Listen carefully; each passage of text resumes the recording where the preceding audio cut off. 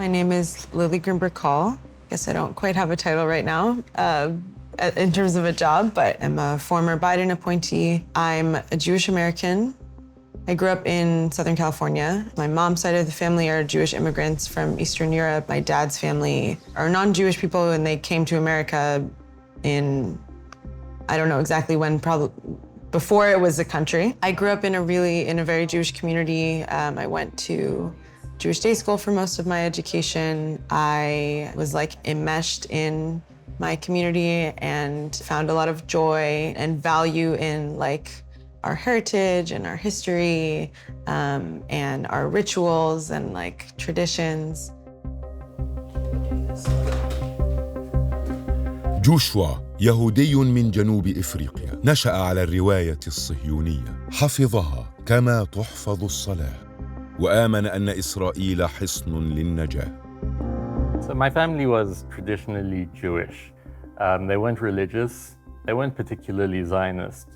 They were just your average secular family who did Shabbat dinner on a Friday night. We went to a public school for the first few years of our education, which at the time, I started school in 1994.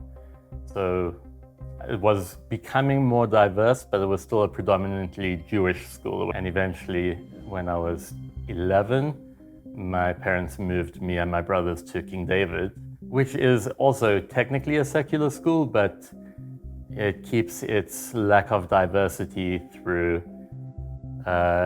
being religious in a sense. You have to learn Hebrew, you have to learn Jewish studies. Part of Jewish studies is learning about Israel, learning the supposed history of Israel and why Israel is our homeland and so important to us.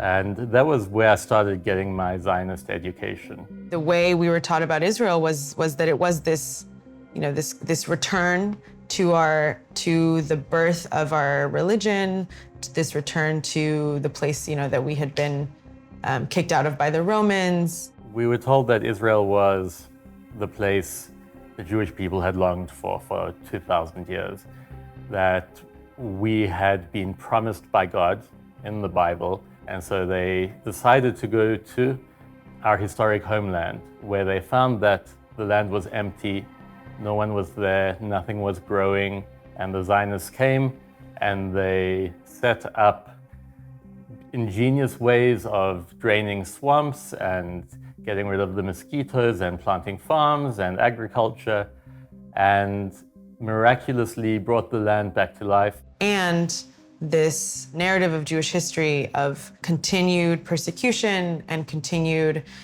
having to flee and diaspora and survival and resilience was very strong.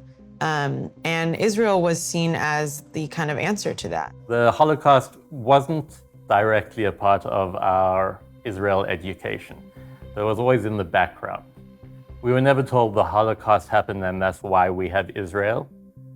But it was always the primary justification. A lot of the people in my parents' generation grew up with Holocaust survivors and with this really strong fear from that, and the idea that there was a country that existed that was a Jewish country that had an army, that could protect us, where we could go immediately, was this kind of safety net that people felt. And it was a very limited understanding of how the creation of the state. There was this idea in early political Zionism of a land without a people for a people without a land. So I never went to Israel throughout my school years. My parents just didn't have the money for us to travel internationally. But B'nai Akiva provided a way of going, which was subsidized. It was a gap year program. And you go there and you study in what is called a yeshiva. It's a learning seminary where you study the Talmud. This was 2006. I was 18, turning 19. And the yeshiva I went to is in Gush Etzion, the Etzion block, which is in the occupied West Bank.